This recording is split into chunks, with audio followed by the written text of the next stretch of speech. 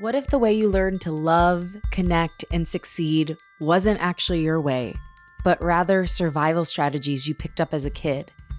And what if those same survival strategies are the very thing blocking your creativity, your intuition, and your ability to trust yourself?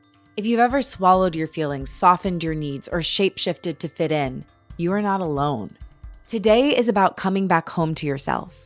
Because when you remember who you were before the world told you who to be, your creativity and power naturally rise. Welcome to Unleash Your Inner Creative with Lauren LaGrasso. I'm Lauren LaGrasso. I'm a Webby Award-winning podcast host and producer, singer-songwriter, public speaker, and creative coach. And this show is meant to give you tools to love, trust, and know yourself enough to claim your birthright to creativity and pursue your wildest dreams. Today's guest is Bea Victoria Albina, aka Bea. She is a somatic experiencing practitioner, master certified somatic life coach, nurse practitioner, and host of the Feminist Wellness Podcast, which I will actually be on soon, or maybe I already have been. I don't know when it's coming out, but make sure you subscribe to it so you don't miss that episode. She also is the author of the amazing book, Emotional Outsourcing, which I highly recommend and have been loving. Bea helps people, especially people socialized as women, to break free from emotional outsourcing, regulate their nervous systems, and reclaim their joy. And on today's show, she will help you do just that. Honestly, this is one of the most vulnerable episodes I've done in a while. She even walked me through a technique to help me heal my shame and understand what it wanted for me. It made me feel so much lighter. And as I go through it, you can go through it too and do the same for yourself. I'm telling you, it's revolutionary. It helped me so much, and I know it will help you too. From this conversation, you'll learn what emotional outsourcing is and why it shows up, how childhood patterns shape your creativity and relationships, how to stop taking responsibility for everybody else's emotions, somatic tools to help you unwind people-pleasing and perfectionism, and why healing your attachment wounds opens the door to your true voice. If you've ever abandoned yourself to achieve what you see as goodness or enoughness, this episode will help you return to your most empowered, creative version of yourself. Okay, now here she is, Bea Victoria Albina.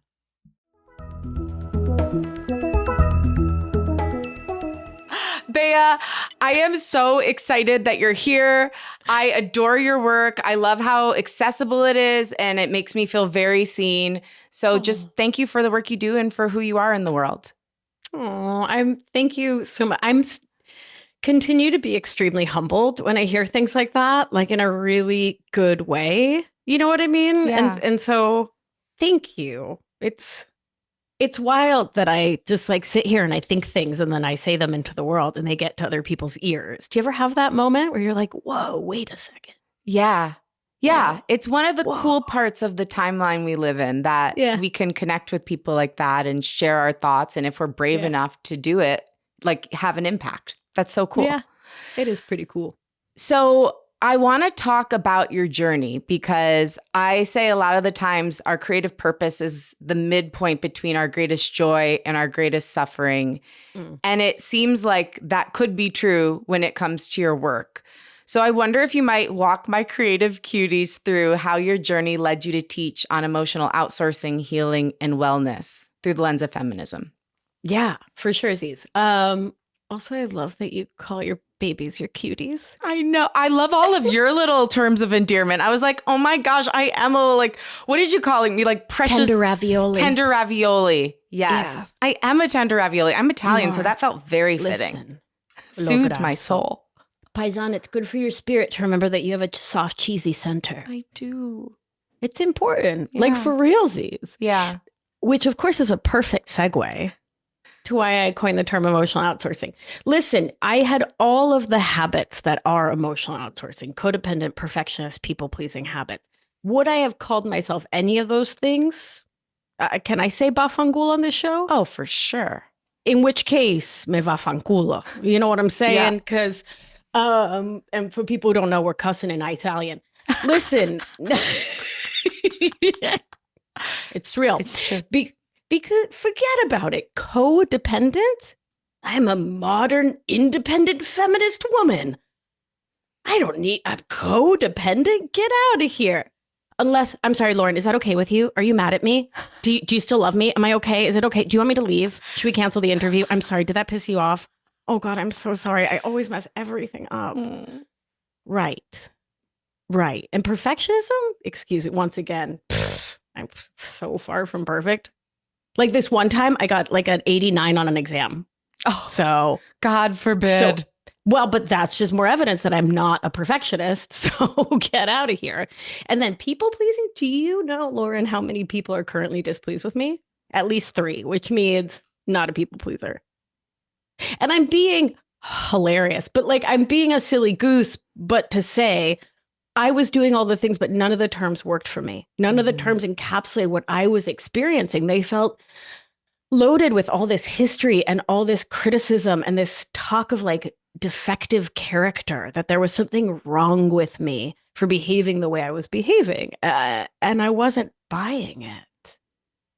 And so I wanted to come up with another way to talk about how we experience life when we grow up in families where emotions are repressed, or where parents are emotionally immature, or where folks just don't have the skills to attend and attune to kids the way they need, even when there's food on the table and a roof over your heads and karate classes and ballet and YMCA summer camp and like all the trappings.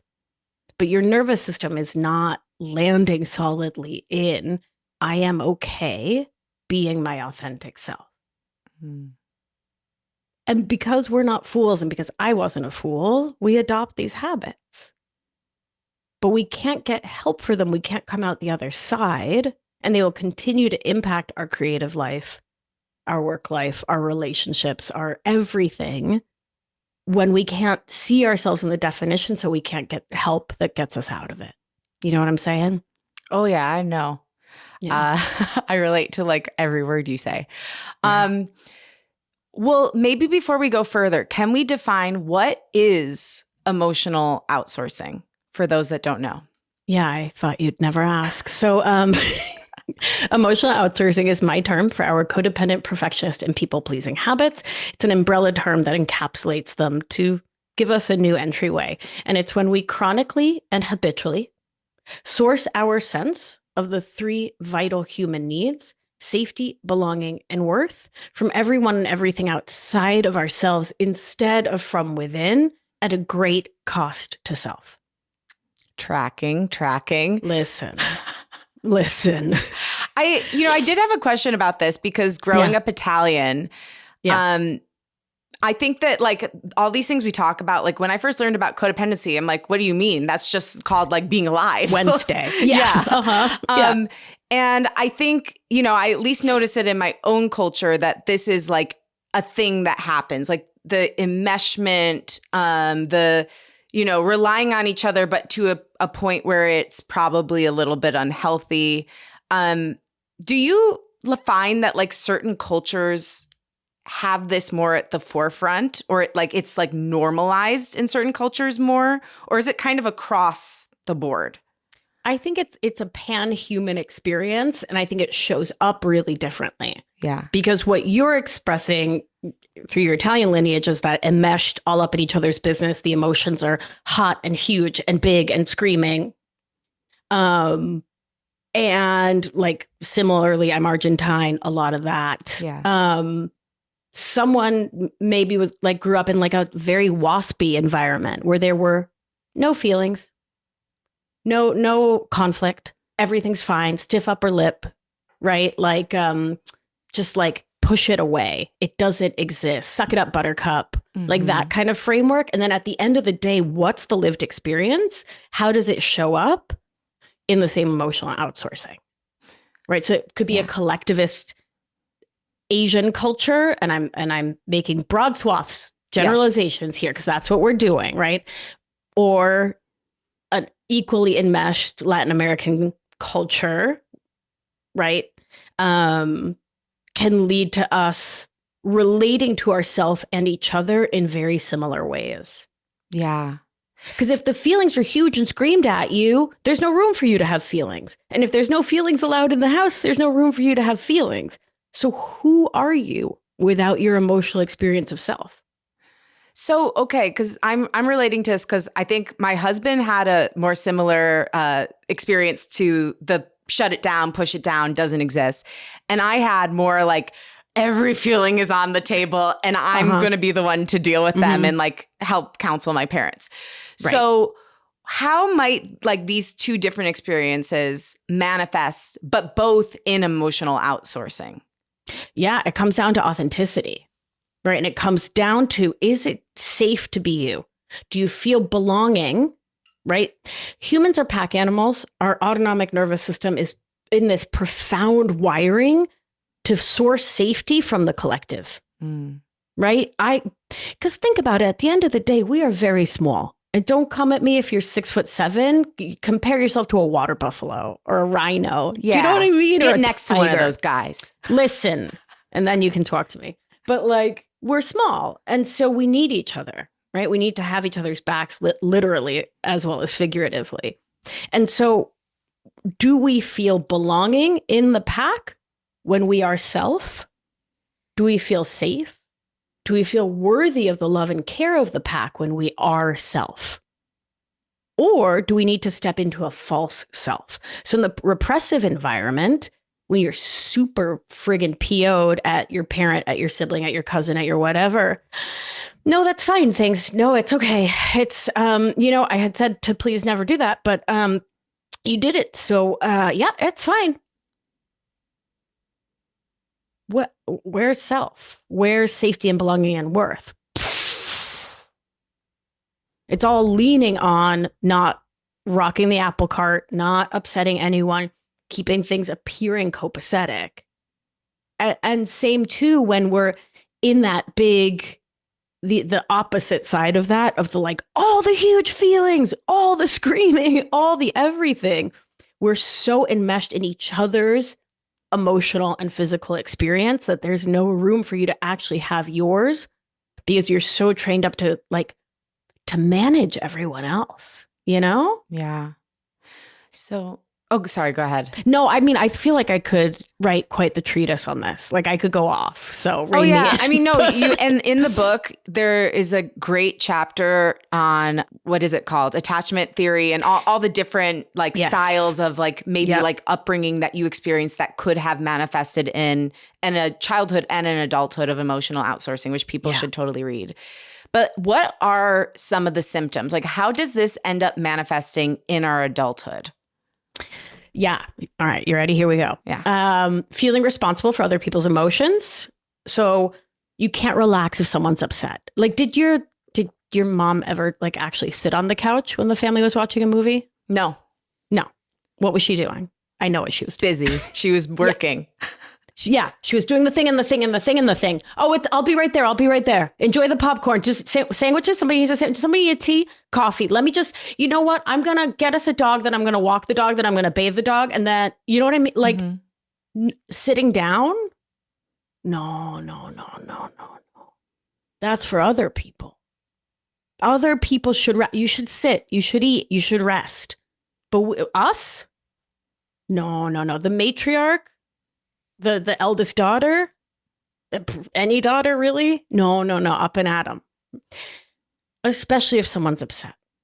Especially, we have to fix it. There's like this compulsion because it's tied into safety, belonging and worth, right? If someone's upset, then I maybe am not safe in this pack. I better get all over that and make sure they're comfortable, make sure they're happy, make sure everything's copacetic. We apologize constantly. Even when we didn't do anything wrong, we're not even Canadian. We're just trying to keep the peace. Right? Yeah. I grew up very close to Canada, so it was a double-edged. Right in Detroit. I could see it from where I lived. Yeah. Right on. Yeah. The stories are contagious, huh? Yeah. Got to watch out. Avoid conflict at all costs, even if it means fibbing. And I'm not going to say lying because we're not meaning to lie. But it's the like, I'm fine. Don't worry about it. It's fine. Don't worry about it. I'm like profoundly, deeply disappointed. And my entire heart and soul feels like it's torn in two. But don't worry about it. It's totally fine that you forgot our anniversary for the 12th year in a row or whatever. We fib as well by downplaying our needs, stuffing down our feelings. We don't realize it's being dishonest, But it is a lack of honesty there. We feel resentful and we fall into one of two camps, right? Like, again, you and your mister, and I'm not saying you and your mister, but I'm just saying, like, y'all, Yeah. either the not expressing it or constantly talking about how resentful you are. Well, with all I've done for you, you can't do this for me. With all I've suffered for you, children, that kind of thing. Taking on the therapist role in every relationship. So romantic, friendship, stranger on the bus, at work, we're like the work mom. This one's amazing. I actually have both a PhD and a divorce in this one. Taking people on as a fixer-upper. God, was I good at that. Man. Yeah. Because like I could see the real potential. And even though they're like, I don't actually want to change in any of the 10 ways you want me to, I knew, Lauren, I would be the one they would change for. Yeah. Definitely relate to my past. I mean, yeah, that was like my 20s. Yeah. For sure. Oh my God, we cannot make a freaking decision to save our lives. Right? We have to like ask the entire peanut gallery. And what it comes down to is not trusting ourselves. Because again, we don't know self. Like that capital S self I talk about so much in the book, right? We're not in that self, we're in a false self. And so we're so scared to make a misstep because we're scared of being kicked out of the pack, that setting a boundary, setting a limit, knowing our own limit, saying no, like the guilt is so overwhelming that we delay decisions until the decision's like just made by default, right? Like, oh, well, the deadline passed. I didn't join the class, you know? And we choose what's easier for others, even if it's inconvenient, it's uncomfortable, it's painful. And often it's because we often grew up with parents or caregivers who were living in emotional outsourcing themselves. And so they had that kind of black and white thinking. And I talk about this in the book, monkey see, monkey do, right? Mirror neurons in the brain teach us to do what our grownups are doing. I mean, it's pretty smart, right? Who else are we going to model ourselves after? And so if they lived in that all or nothing black and white, so we do too. And so we come to make a decision, there's a right and a wrong, and we just don't have access to it. And so we're so profoundly scared that we'll pick the wrong and then everything will be destroyed and we'll be abandoned. I mean, coming back to the attachment wound stuff, we don't want to do it, right? It's too like existentially frightening. Yeah. Is this like, this is something I've kind of realized over the last year that I've been unwinding, this idea of like, there's a right and a wrong and I just don't have access to it. I noticed that no matter what situation I was in, I would blame myself. Like even when there were a million other things at play, like take my career, you know, when I was pursuing acting when I was younger, it was all my fault. It couldn't possibly have been that I was in a completely unfair industry with wild standards that usually has nothing to do with ability, often has to do with looks and like network connections and nepotism. For me, I was like, I have failed and it's all because of me. I just wasn't good enough. Now, maybe, and I didn't try hard enough. Maybe I could have tried a little harder. Like I can take responsibility where it was the case. But I think I gave up on that dream at that time, not because I failed, because like, number one, I had rebranded disappointment as failure. And number two, I took all the blame and responsibility instead of giving it out everywhere where it was deserved. And is this a common practice of people who are engaging with emotional outsourcing? Yes, because if we cannot keep ourselves safe, everyone around us is in charge of it because we're not competent enough to be in charge. So they have to be in charge because someone's got to be in charge. And so if we look at them and we say, it was my agent, it was my manager, it was like all these people's fault, they failed me, then again, it's that existential dread. Because if they're not protecting you, who is? No one is. And when the lions come, because it's not if for the human nervous system, when the lions come, who will protect me? And so this is why it's so often so hard for us to get mad at our parents or caregivers, right? And we jump right from, they did all these really painful things, but they were doing the best they could. And what we skip over is putting responsibility where it's due. Yeah. I want to talk with Yeah. you about that because I struggle with that with my parents because they really were like the most loving people on earth Aw. and adore me, like never missed a performance. Even now, I just did a speaking engagement in Vegas. They flew out to see me. Like they're incredible people. And I know both of them, especially my mom, struggled with this. And Yeah. I picked it up. And I also, Sure. you know, we've discussed it a lot, even on this podcast a couple of times, but I definitely acted as therapist to them. Like when I was 7, they went into couples counseling and I said to them, you don't need a counselor. I'll be your counselor. And like, I really thought I could do a better job than the counselor. And honestly, I probably could have. Let's be honest. Probably. Hindsight. Hindsight. But you know, that responsibility shouldn't have been on me as a 7-year-old. But I struggle with holding, you know, how can I stay compassionate and loving and acknowledge all the good my parents did and also see where I was missed or I was put in a position I shouldn't have been. And that's playing out now. It's interesting that you're bringing exactly this up because this has been the theme all week in my coaching group is exactly this, is how to hold this duality, right? And this is the core of acceptance. Is accepting that people are complex and don't always do things in what in hindsight is the most bestest way. And they can still be loving, kind, good people. And there can be a part of you. This is where we can bring internal family systems, Dick Schwartz's work in. Yeah. There can be a part of you that is super PO'd, that's super angry at them. While your adult self, your whole integrated adult self can understand that this was modeled for them. And it was the model for your grandparents, and it was modeled for your great grandparents and for your great great grandparents, right? That this is what was survival skills. Yeah. But it's really important to let ourselves have the anger, not to hold on to it, but so that it doesn't fester within, right? So that that emotion can move through the body and be transmuted, as it were, can be processed through the body. So how do you do that? Yeah, I knew that was coming. Listen, you got a couple 6 months. Yeah.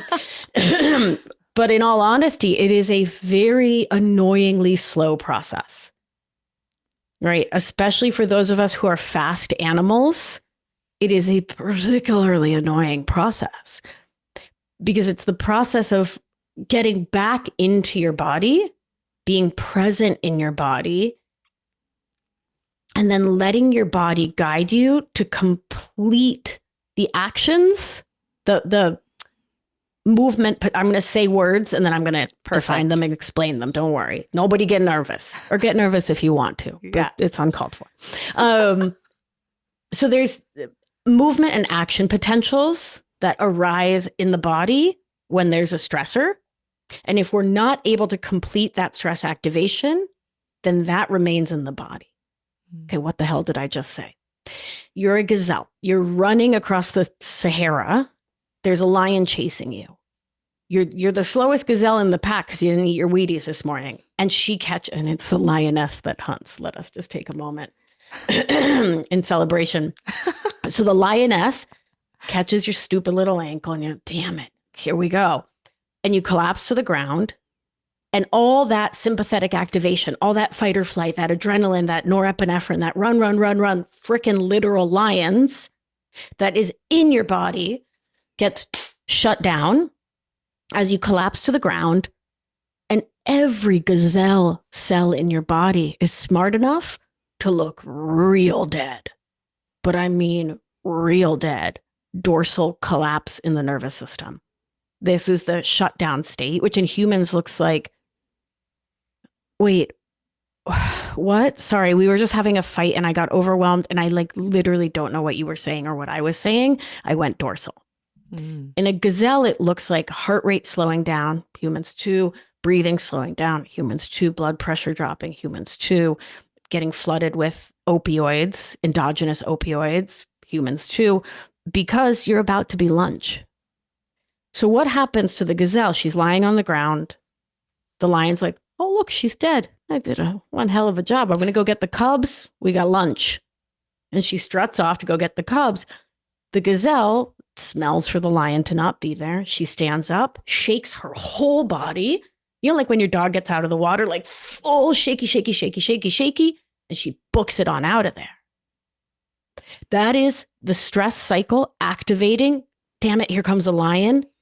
Getting to its peak of running as fast as a gazelle can, and then collapsing into dorsal, and then standing up, shaking, and running again. So that's that stress activation cycle fully looped through. You with me so far? Oh, yeah. You are in the boardroom. You thought you followed the memo exactly. You're actually really proud of this thing you wrote. It looks really good. The slideshow, gorgeous. You finish it and your boss goes, what is this crap? Sympathetic activation. I'm being chased by a lion.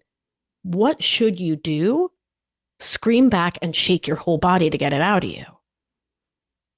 But what do you actually do? Gosh, Megan, I'm sorry. I really thought I was following the brief. Let me know how I missed the mark on this. But you want to strangle her. You want to scream. You want to throw the table, right? Your body has all this activation that needs to leave. But it's good to not punch people and not throw tables, but we need to give our bodies the opportunity to process the emotions, the energy, that activation all the way through. You see what I'm saying? Mm-hmm. So this is my circuitous brain coming back to the initial question, which was, Bea, how do I feel angry at my parents while loving them, while having compassion, care, curiosity for them and what they've gone through? You give your body the space in a lovingly held container to go through that stress activation, to go back into those moments when they didn't show up, they weren't attuned, when it hurt, when they probably didn't mean to, but they did do whatever, and let yourself fully feel the thing so it can move fully through the body. So you can, as it were, get up, shake, and run away from the lion. This is the process we do in somatic experiencing. And in that process, the medial frontal cortex, which, as you know, is my favorite part of the brain, obviously, it's like the archivist of the body in a way. And it's also like your watcher, like your third eye. It's the consciousness that watches you be a consciousness having a conscious experience. And so it's also recording, how do you treat you when life is lifey? And so we let you, in this somatic experiencing process, be your own most loving guardian and take tender care of you in the memory of they couldn't show up. And what you just described, that whole process of getting angry, like shaking it off and then, running away. Is that somatic experiencing? Like, what does that look like with a person? Yeah, you're probably not going to literally run out of my office, right? But yeah, you might visualize. So we understand that the visual cortex, the whole visualizing and seeing things in our head, which most people can do, not everyone, most people can do, can actually play a role in changing the way the nervous system works, which is kind of bonkers bananas. But you can't change the memory because you can't change history as far as I know. But we can change the way we relate to self in that moment. And then through a process known as memory reconsolidation, what then becomes the dominant experience in the nervous system is the challenging moment happened. Let's stick with the boardroom one because I think it's less triggering than a childhood one. In somatic experiencing, we would orient and ground you and create that safer space and container for your nervous system, which is what makes it different than catharsis, than just punching a pillow or screaming into the void out of nowhere, which doesn't really do anything, by the way. We would take you back into that moment in the boardroom and allow you to witness yourself being berated by your boss, and then actually changing your response. So letting you visualize and somatically feel it, the sensation in your body of taking a different tack. right? And actually like saying like, you never give me clear instructions. This is unbelievable. This is so inappropriate. I spent hours on like, whatever it is, get it out. And like picture yourself slamming the table, stomping your feet. And if you want to do it with your physical body, as long as you don't hurt yourself or others, go for it. And really let yourself feel that whole process, so that that energy that was held in the body as tension patterns, as like walking on eggshells, being all tight and tense around it, is able to discharge. Wow. So right? You literally Science. say it out loud, like you picture yourself in the boardroom saying those things, like, you know, moving your arms, kind of getting it out physically as well. Yeah. And then after that, do you literally have them shake and like get it out? If that's what's called for. Sometimes it's not shaking, sometimes it's sobbing, sometimes it's petting themselves or giving themselves a hug or cooing. You know, it can be a majillion things, but yeah, whatever the body needs. If it's a huge shake, let's do it. Yeah. Yeah. Is this process how one begins to get on the other side of emotional outsourcing?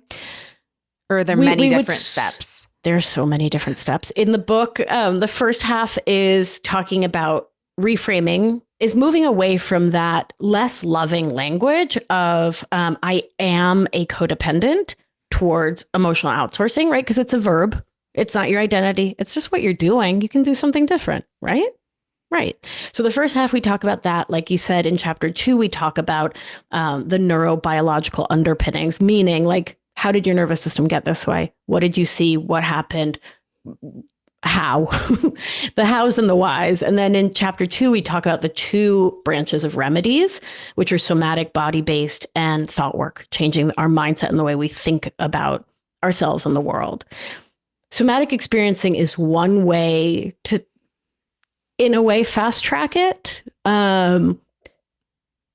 But they're really important things that we can, and it behooves us to do on our own at home to really begin to reclaim our nervous system. So emotional outsourcing pulls us away from ourselves and makes us meld with the people around us, right? There's like so much role confusion. And so, and you spoke about that, right? Like being 7 and feeling like, I need to be the world's best couples therapist. And I can do it. Clearly, I'm qualified. Clearly. I'm through half of 2nd grade. Yeah, for sure. Right? Yeah. That's a PhD takes about 7 years, and you were 7 years old. So I don't see why you wouldn't have a PhD by then, right? Absolutely. That's logical. Math. Yeah. So there's all this role confusion. Who am I? Who are you? How do we relate to each other? What do I need from like all of that? And somatics is this beautiful tool to bring us back into the body. Because before we can shift our behavior, we have to actually feel ourselves as a separate person, right? Because there's all that enmeshment that we started out our conversation by talking about, right? We're just so enmeshed with the people around us, or so separate in this very, I am a rock, I am an island, hyper independent way, right? And so we need to feel ourselves as a separate person that is in connection in that healthy interdependent way. Does that make sense? It does make sense. I'm just looking at your face. Yeah. Yeah, it makes sense. I think the thing that when you talk about black and white thinking, that really resonates. And I struggle with it a lot because I'm like, okay, so then do I just like not be in relationship with people? I'm like, how do I make it make sense? Because it's like, if I'm in relationship with people, isn't it inherently messy? And I can never have it be fully clean. So then why even bother? You know, it's like you spin out. Just quit now. Yeah. You don't need of course, people. Like no. I'm not going to do that. And I love the people in my life dearly, but I do think it's like relationships are just like so messy. And then I think I get into that same thinking of like, well, how can I do it right? How can I do it right? How can I do it right? So totally. Help me. Okay. On it. I'm here. I love you. I'm doing it. Let's go. Thank you. Relationships are, listen, here's the shift. If a relationship is pushing all your buttons, it's because it's touching on your attachment system, usually. Yeah. Right. And so the gift that I remind myself, and I know it's very annoying to call it a gift, I'm fully aware of that, is that it means that if you can stay with it and stay present instead of trying to manage it, is it right, is it wrong, but stay really present to it, on the other side, is healing of those attachment wounds. Mm. And that's the jam. Like that is seriously the jam, because when you're not living from those either avoidant or anxious attachment wounds, or, you know, the complex combinations like disorganized, you're not asking anyone else to create your emotional landscape for you. Yeah. And that's so friggin' rad. I want to ask you, because I know you've had your own healing journey, which is what makes you such an amazing teacher. But when was the moment that piece started clicking in for you? Like, how did you know you were starting to get to a place where you had a relationship with yourself and you could be in a relationship in a secure way? Well, let me give you two answers, and then I'll loop us back to give some like really practical hands-on how do we get started. Beautiful. Great. So I'll start by saying, so as you were asking the question to the first half, when did I feel myself as a person and not feel that anxious attachment to someone else's emotions? Was when I was in my first abusive marriage. My first marriage, which was abusive. Luckily, I've only had the one abusive one. But I remember this moment. I remember standing in the living room. I can like smell the air. And they were throwing this wild, angry temper tantrum.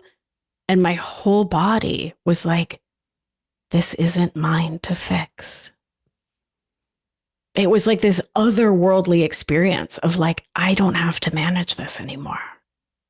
I can step away from this in a way that's incredibly healthy and needed to happen for years.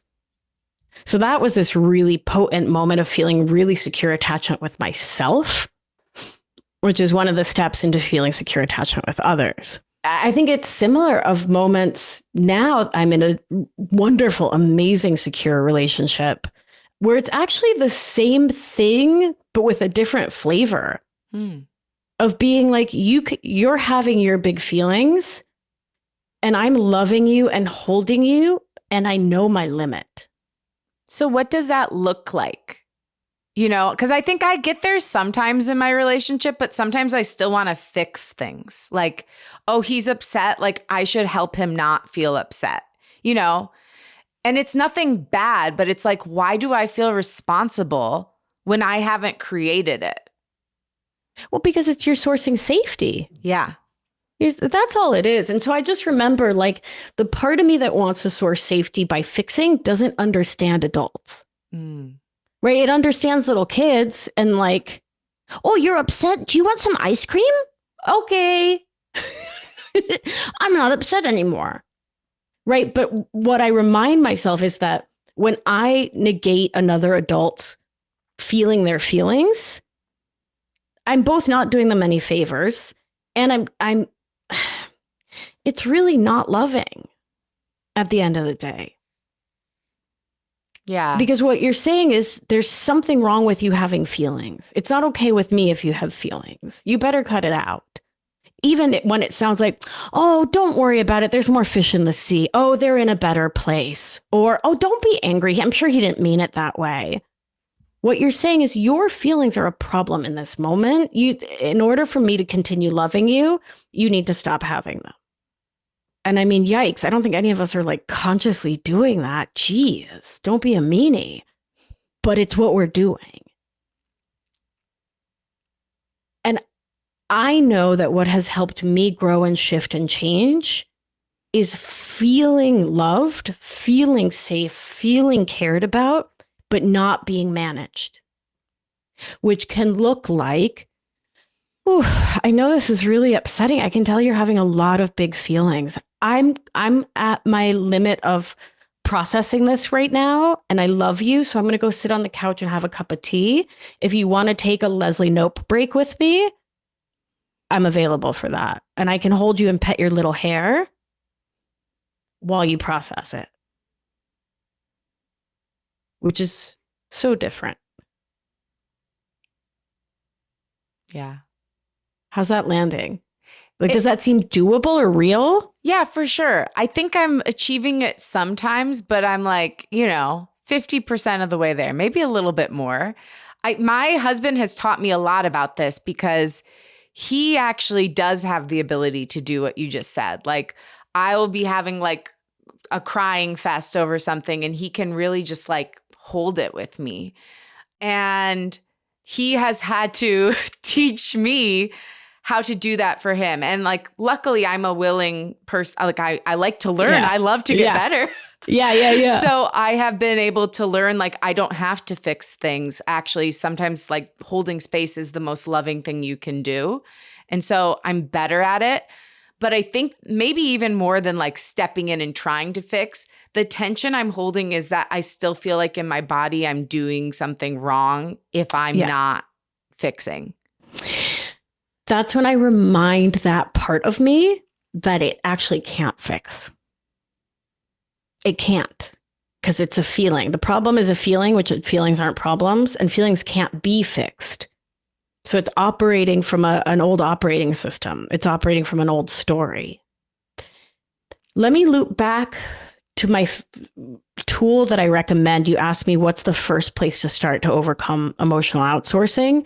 Let's see how this lands and if this feels helpful for that moment. Yeah? Yeah.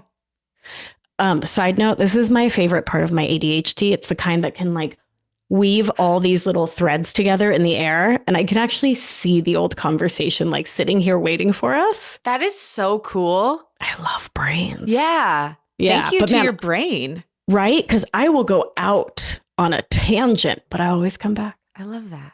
Brains. God, so cool. Shout out to brains. If you've got one, like and follow. Yeah.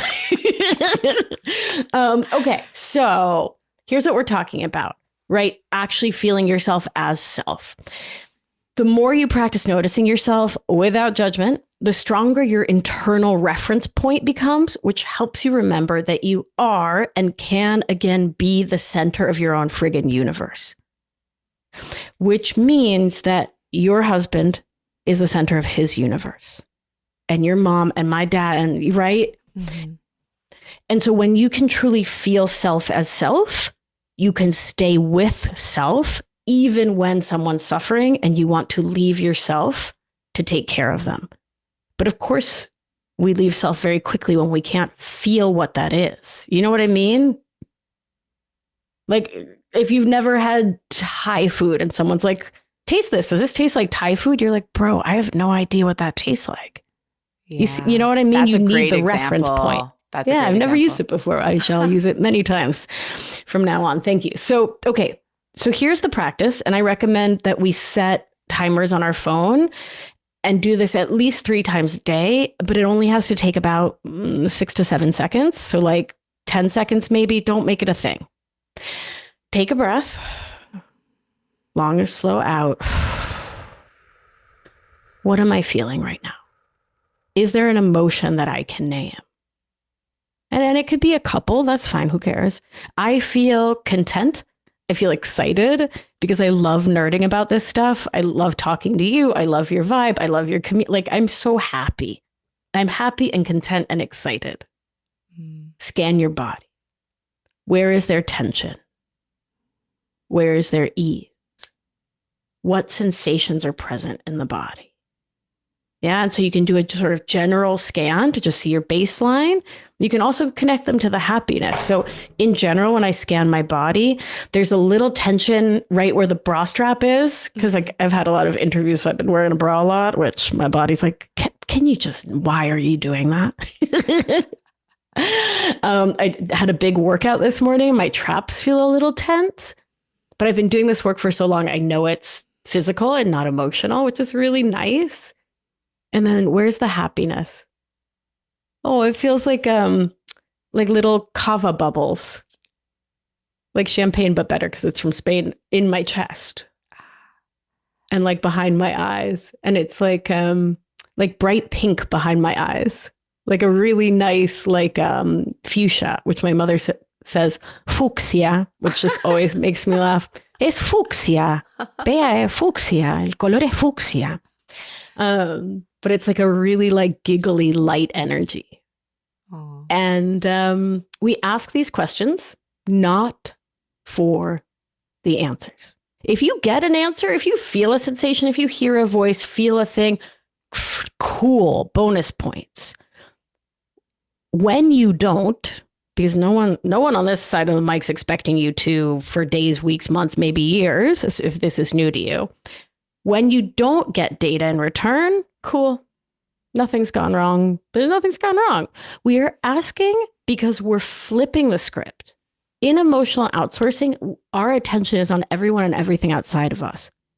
So we're picking up a mirror and we're making ourselves our North Star, our reference point. Mm-hmm. So we're asking to ask, what am I feeling right now? Well, I don't know frickin' clue. Okay, cool. But I cared enough to ask me because I matter to me. So when he's having big feelings, am I going to leave me to manage them? A little less every day. A little less every day where I am my reference point, not his joy, his happiness, his ease. Mm. And so too with getting to know the sensations. And then the third part is if you do get data, which again, no one's expecting, do one small act of self-honoring. So if you feel tension, stretch. If you feel like pent up, shake. If you feel sad or like heavy in your chest, put a hand there, right? Or adjust your posture, get cozier. It doesn't matter. Again, what we're doing is creating an internal worldview where you, as you, not a false self, not the good girl, not the good wife, not the good employee, no. You as you matter to you, the mostest. Mm-hmm. How's that landing? It lands great. I mean, I definitely want to re-listen to this so that I can absorb it fully. But no, that it is something I try to do even when I'm doing interviews now, noticing, oh my God, I'm clenching because I feel like I have to ask the right question, you know? Yeah. And then breathing in and being like, it's okay. You're just talking to someone. Whatever is meant to be, like, it will be of service to people. And, you know, like even that pressure. But the other thing that I love that you talked about in the book, and it's the place I'm at right now in my reading, is shame. And I notice every time I discuss something like this, every time I admit on the podcast I'm not perfect, which I do pretty much every episode, I am hit with like a pang of shame because I'm like, I should be better. I should be better, you know? And so as we're talking about this, I'm naming that, I'm noticing it coming up in me. And I wonder if you might just be willing to speak a little bit on the presence of shame for people who are healing from emotional outsourcing and how to start moving past that. Shame is, and I'll just define terms. So guilt, especially pro-social guilt, is a beautiful thing. It says, I did an oopsie. Right? So like, you know, when you're getting on an airplane and you whack someone in the face with your backpack. Oh God, I'm so sorry. Oh, geez. So sorry. Pro-social guilt. Great. You'll be more careful next time. Shame takes that guilt, which is just instructions about how to be a kind person in the world, and it attacks your very self. That self that's so tenuous in emotional outsourcing. Right? You don't really know who you are, if it's okay that you're like alive or breathing or like existing. And then shame floods in to say, you are unlovable. Behave in the way that is most likely to make these people love you. And so that's how that's the role I believe shame is playing for us, is attempting to put us in the good graces of the people around us by keeping us in line. Does that resonate with your experience? Yeah. I mean, the interesting thing is I always do think I'm very lovable, but it's more of an idea of like, oh, I'm bad. You know, that's how I look at it. Yeah, I guess it's about worth, huh? I think so. It's like an idea that like, oh, I should be better. I should be better. I should have this figured out. There is a right answer. There is a right answer. Yeah. So shame quiets when we stop treating it like a verdict. You're bad. Yeah. And start treating it like a signal. So shame shows up when you've been trained to believe your worth hinges on someone else's comfort. Right? And so the way through is to bring that feeling into the body instead of running it through that mental shame spiral. Because, like, listen, the more you ruminate, right, the stronger and stronger and stronger it gets. And so what I teach folks to do is to bring it to the body, meaning orient your nervous system, which is one of the most important tools, which quite simply means remind the nervous system that there's no lions here. And we do that by literally just looking around the room we're in. And if folks go to my website to beatricealbina.com/free, FREE, there's a set of orienting exercises and other nervous system meditations you can download for free there. But so we orient the nervous system. When we feel shame, we just look around, let ourselves ground for a moment, and then notice the sensation. Mm-hmm. So do you know what temperature shame usually has for you? Oh, it's hot. It's hot. It's hot for me too. Is it squeezing? Is it loose? Squeezing. Yeah. Is it heavy? Is it light? Heavy. Yeah. Where is it in your body? Chest, gut, throat, shoulders. Yeah. Back. Yeah. My trunk, generally. The trunk. Yeah. Can we feel into it now? Is that safe enough to do for a second? Mm-hmm. Okay. So let yourself be with it. And what do you notice as you're with that shame? I want to escape. Yeah. I want to run away and pretend like it's not happening. Yeah. Is it safe enough to stay with it, with me here holding you? Yes. Okay. And if that changes to no, we move on. Yeah. So let your breath widen around it. Let yourself hold some space around it. And see if there's a part that needs to be soothed to let yourself stay with the shame.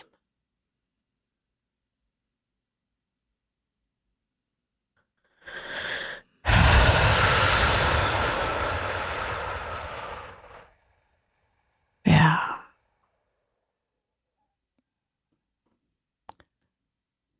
If it feels safe enough to ask the shame what it wants you to know.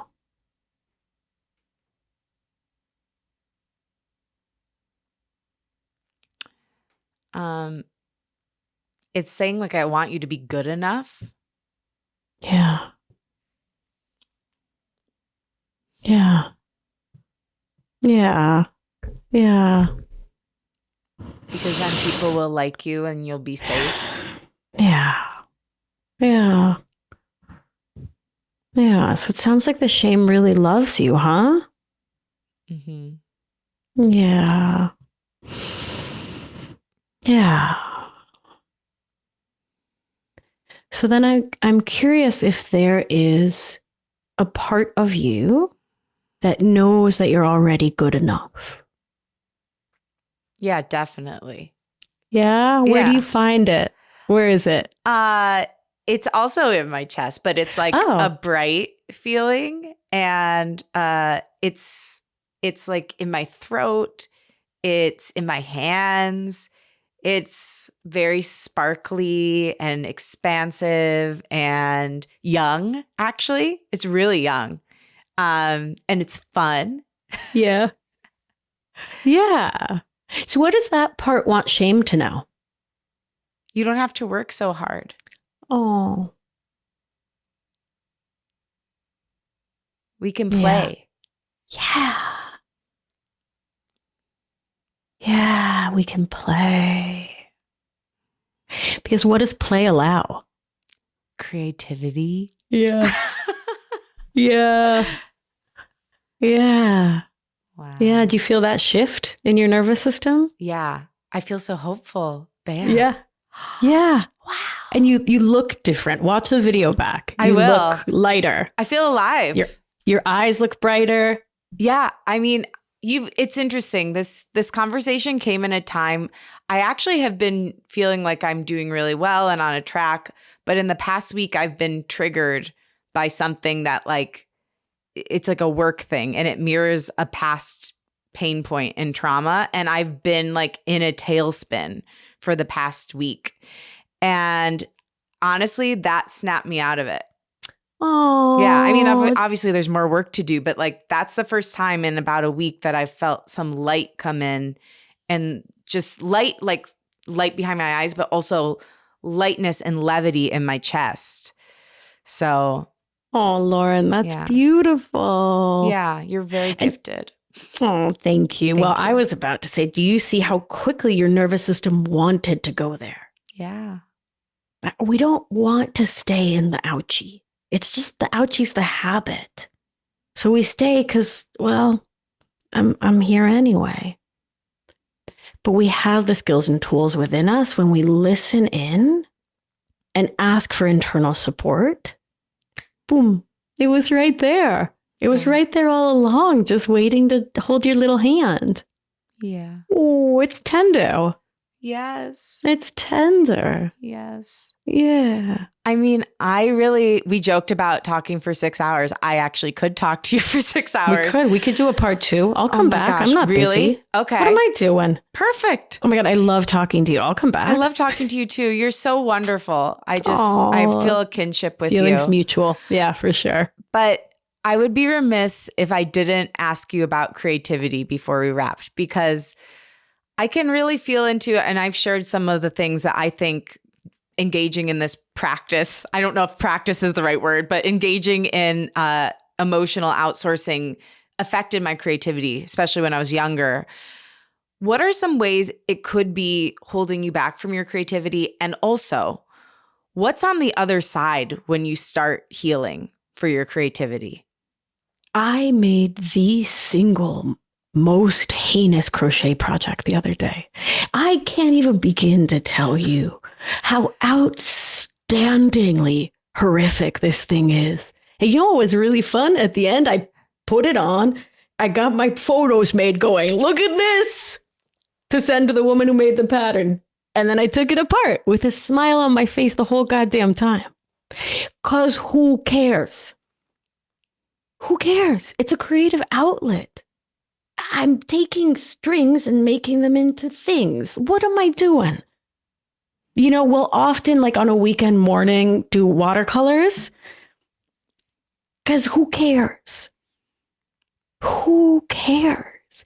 And that who cares is very different than the me studying studio art at Oberlin in the 90s who like had to get the design perfect and the font perfect and it was perfect. I had to develop the photo exactly. You know what I mean?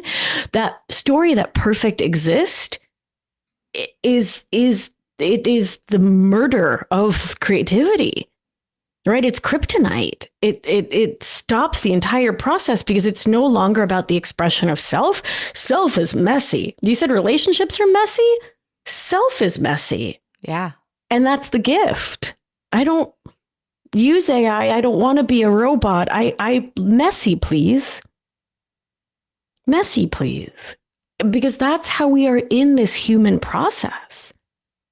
And so when we are constrained by thinking, I have to make the pretty art and the pretty crochet and the pretty knitting and the pretty poem and you know what I mean? It's always going to be this external story of what good enough is when we're trying to measure up to someone else's story. And that's what the core of emotional outsourcing is. You are not the arbiter of your own worth and your own value. So who's going to tell you your art is good if you don't think yourself is good? Right? My art is truly, truly heinous these days. And I'm so glad. I mean, I've been painting these like lopsided watercolor birds on everything that'll sit still. They're truly, I mean, they're a disaster. And that's the point. That's the point. Wow. You know what I mean? Yeah. So it sounds like an ability to release perfectionism and really become internally motivated. It's yes, and presence, because that's the key core thing that's missing in emotional outsourcing. Presence and intentionality. Nothing's intentional. It's just default running. You're like on this treadmill of life. instead of making the next choice for yourself from self. And so when you reclaim self, you reclaim your core creativity. Because if not, what are you? You're cookie cuttering a pattern. And that's great. I mean, I sew as well. Very poorly. Very, very poorly. And that's fun. But we're talking about something else, that creative drive to make for making's sake. Only a self can do it. I love that so much. Thank you. Thank you for everything you shared. I mean, because... Oh my gosh, it's so fun. It's so fun. And the reason I started this podcast was because I wanted to help people unleash their creativity. And when I first started, I was like, okay, I'm just going to give them all the tools. And then I realized, okay, it's an inside job. And so this show really looks at creativity through the lens of healing, because that's where I believe it is. And you just gave so many incredible insights into how we can start to do that. And I just thank you for the work you do, for who you are, and for making your watercolors. And I can't wait to see them. I have to go put an envelope in the mail to you. Please. With it. I will hang one in my office. I actually have some of my childhood artwork. Like when you said, look around the room, I saw it. It's my little childhood artwork. So I would love to hang your stuff. Yay. This is my room of creativity. I designed it to be like what I would have wanted as a little kid. So that's awesome. Yeah. This is a lip couch.